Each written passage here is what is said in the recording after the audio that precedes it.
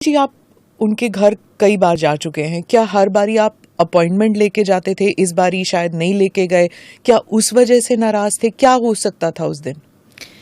मैं अपॉइंटमेंट लेके तो हार्डली कभी गई हूँ। जब जब मैं घर गई हूँ तब तो मैंने कभी भी अपॉइंटमेंट नहीं लिया।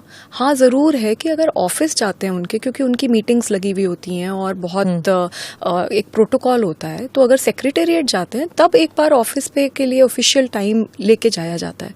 लेकिन जब घर जाते हैं तो मैं ऐसे ही जाती हूँ। ये कहते हैं कि मैं ट्रेसपास कर रही थी, मेरे पास कोई अपॉइंटमेंट नहीं था।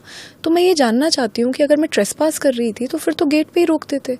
फिर अंदर से अंदर तक मैं पहली बात कैसे चली गई, और दूसरी बात जो ये कहना चाह रहे हैं कि मेरे पास कोई जी अपॉइंटमेंट ही नहीं था, तो मैं तो हमेशा ऐसी ही गई हूँ। मुझे हल्का सा इल्म भी नहीं था कि अगर ऐसे में मतलब आज कुछ मेरे साथ होने वाला है। और अगर उनको लगता है कि अपॉइंटमेंट लेना बहुत इंपॉर्टेंट है तो उसी वक्त वहीं पे मेरे को बोल देते कि भाई बाहर चले जाओ, मैं बाहर चली जाती। मतलब आप अपॉइंटमेंट लेके नहीं आएगा कोई सो कॉल्ड तो आप उसको पीट दोगे, और वो भी उस इंसान को जो आज तक कभी आपके घर में अपॉइंटमेंट लेके आया ही नहीं। मैं तो 20 साल से जानती हूँ, वो हमारे घर आते हैं, हम उनके घर जाते हैं, तो ये तो बहुत अजीब बात है। तो what long have you known विभव जी? I know him since 2006 only. Since 2006? Yeah. क्या वो बहुत करीबी रिश्ता है उनका अरविंद जी के साथ?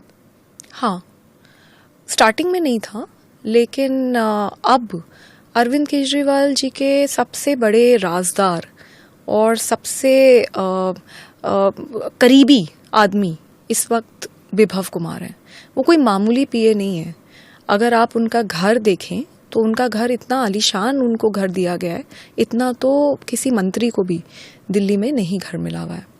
तो वो एक बहुत रसूखदार और बहुत पावरफुल आदमी है इस वक्त इस पूरी पार्टी में, और पूरी पार्टी उनसे डरती है, और उनके ऊपर असॉल्ट का केस पहले भी हो रखा है।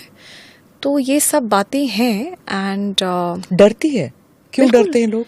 लोग डरते हैं। उनका जो मतलब ऐसा एक पूरी पार्टी में मैसेज है कि अगर विभव नाराज हो गया आपसे तो फिर आप खत्म हो पार्टी में।